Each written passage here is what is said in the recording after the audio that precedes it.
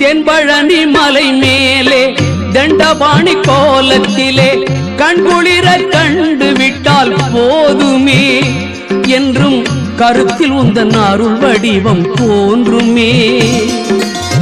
தென்பழனி மலை மேலே தண்டபாணி கோலத்திலே கண்குளிர கண்டு விட்டால் போதுமே என்றும் கருத்தில் உந்தன் அருள் வடிவம் தோன்றுமே.